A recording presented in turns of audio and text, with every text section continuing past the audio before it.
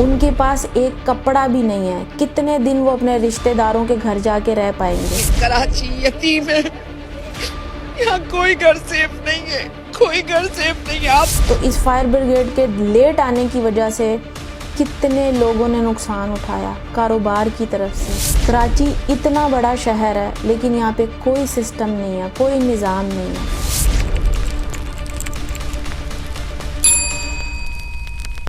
कराची में 15 दिन के अंदर 2 जगहों पर आग लगी।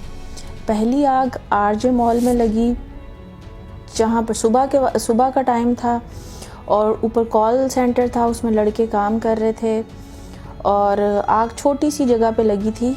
लेकिन फायर ब्रिगेड के ना आने की वजह से वो आग इतना फैली कि पूरा का पूरा प्लाज़ा जल गया, मॉल जल गया और 11 लोगों की जानें चली गईं। अब फिर अर्शी अपार्टमेंट में आग लगी है और कितने लोगों का कारोबार जल के राख हो गया, कितने फ्लैट्स जल के राख हो गए, कितने लोगों की ज़िंदगी भर की जमा पूंजी जल के राख हो गई और 4 लोगों की जान चली गई, सिर्फ़ और सिर्फ फायर ब्रिगेड के ना होने की वजह से।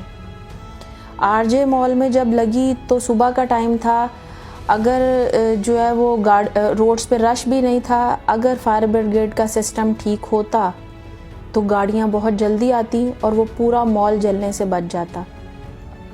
और ये जो अर्शी अपार्टमेंट में आग लगी है, इसमें भी यही था। आग छोटे से पैमाने पे लगी थी और फायर ब्रिगेड वाले 1.5 घंटा तक वहाँ पर नहीं पहुँचे थे, जिस वजह से क्योंकि वो फर्नीचर मार्केट थी, वहाँ पे मैट्रेस थे, ऊपर जो है वो घर थे, तो वो आग फैलते फैलते 1.5 घंटा जहाँ आग लगी रहेगी तो वो आग कहाँ तक जाएगी। एक बहुत छोटी सी दुकान में सिलेंडर फटा था जिसकी वो आग थी, लेकिन फायर ब्रिगेड के 1.5 घंटा तक फायर ब्रिगेड नहीं पहुंच पाई, जिसकी वजह से वो आग फैलती फैलती पूरी मार्केट में पहले नीचे लगी, उसके बाद वो ऊपर फ्लैट्स तक चली गई। अब जिन लोगों के कारोबार जले हैं, जिन लोगों के फ्लैट्स जले हैं, वो लोग इतनी बुरी हालत में हैं और जिन लोगों के 4 अफराद इस दुनिया से गए हैं, किस कदर वो तकलीफ़ से गुजर रहे होंगे। उनके पास एक कपड़ा भी नहीं है। कितने दिन वो अपने रिश्तेदारों के घर जाके रह पाएंगे।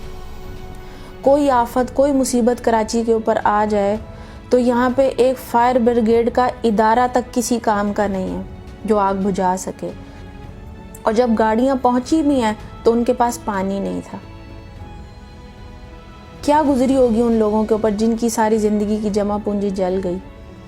जो लोग अब सड़कों पे आ गए हैं, जिन फ्लैट्स में आग लगी है, उनके पूरे के पूरे सामान जल गए हैं, उनके पूरे फ्लैट्स जल गए हैं, उनके पास कुछ भी नहीं बचा, वो लोग रोड पर आ गए हैं।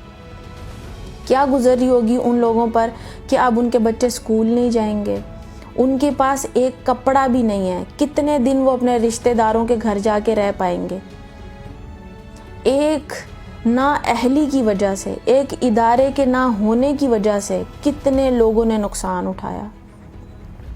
ये शहर इतने लोगों को पालता है, इतने लोगों को पालता है ये शहर, लेकिन इस शहर के लिए कोई इदारा नहीं है।